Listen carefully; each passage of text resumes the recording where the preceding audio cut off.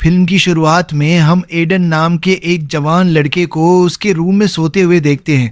तभी अचानक एक अजीब आवाज से उसकी नींद खुल जाती है और वह डर जाता है। वह सीधा अपने घर के दरवाजे पर जाता है और छोटे से छेद से बाहर देखता है, लेकिन बाहर कोई नहीं होता। फिर बाथरूम की तरफ जाता है तो एडन उसकी गर्दन पर काटने का निशान देख लेता है। एडन समझ जाता है कि वो आदमी भी जल्द ही जॉम्बी बन जाएगा। अपनी सुरक्षा के लिए वो एक चाकू उठा लेता है। थोड़ी देर बाद वो आदमी बाहर आता है और लेकिन नेटवर्क नहीं मिलता। फिर वो अपने मैसेज देखता है और उसे अपने माता पिता के मैसेज मिलते हैं। वे लिखते हैं कि पूरे शहर में ज़ॉम्बी फैल गए हैं और वे उसके पास आने की कोशिश कर रहे हैं। वे कहते हैं, बिल्कुल बाहर मत जाना, बस हमारा इंतजार करना। शाम को एडन बालकनी में बैठकर शहर को देखता है। चारों तरफ सन्नाटा होता है और जगह जगह आग लगी होती है। ये देखकर एडन टूट जाता है।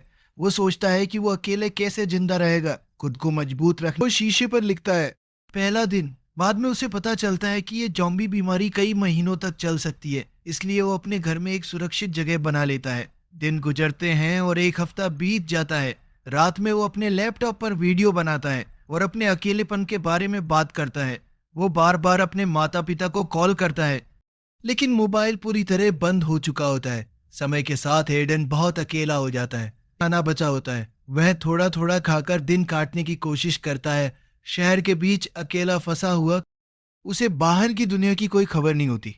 एक दिन लैपटॉप देखते हुए उसे पैरों की आवाज सुनाई देती है। वो तुरंत अपनी रक्षा के लिए एक बैट उठा लेता है। तभी खाने, बिना पानी, बिना नेटवर्क और बिना बिजली के वह कैसे जिंदा रहेगा। बहुत ज्यादा अकेलापन महसूस करते हुए एडन जिंदगी से थक जाता है। वह अपना लैपटॉप चालू करता है और वीडियो रिकॉर्ड करता है। कैमरे की तरफ देखकर कहता है, वायरस फैले हुए 42 दिन हो चुके हैं। मैंने बचने के लिए सब कुछ किया, लेकिन अब मुझसे और नहीं हो पा रहा। मेरे पास ना खाना बचा है ना पानी। उसे लगता है कि अब मर जाना ही ठीक है। इन डरावने 42 दिनों के बाद वो अपनी जिंदगी खत्म करने का फैसला कर लेता है, लेकिन एडन को बहुत ज्यादा भूख लगती है। खाने को कुछ नहीं होता तो वो टूथपेस्ट खाकर ही किसी तरह जिंदा रहता है। थोड़ी देर बाद तेज बारिश शुरू हो जाती है। एडन बारिश का पानी इकट्ठा करने के लिए बाहर बर्तन रख देता है और 42 दिनों बाद पहली बार बारिश में नहाता है। रेंगते हुए दूसरे फ्लैट में चला जाता है। वहां उसे एक लाश मिलती है जो दम घुटने से मरी होती है। वह डर जाता है, लेकिन फिर भी आगे बढ़ता है। बाथरूम में उसे खून के निशान दिखते हैं। वह उन करीबा नाराज हो जाती है और कहती है, तुम वहां कैसे घुसे? तुम अपनी जान खतरे में डाल रहे हो। एडन उसे समझाता है कि चिंता मत करो, वह जगह खाली है। ईवा कहती है कि वह उसके पास आना चाहती है, लेकिन एडन मना कर देता है और कहता है, यह बहुत खतरनाक है। जब मैं यहाँ से निकलूंगा तब तुम्हें सुरक्षित अपने घर ले जाऊंगा। आखिर में ईवा मान जाती है और उसे अपना ख्याल रखने को कहती है देता है और कहता है, आपकी पत्नी ऐसे नहीं जी सकती। वो मरना चाहती है। आपको उसे इस हालत से आजाद कर देना चाहिए।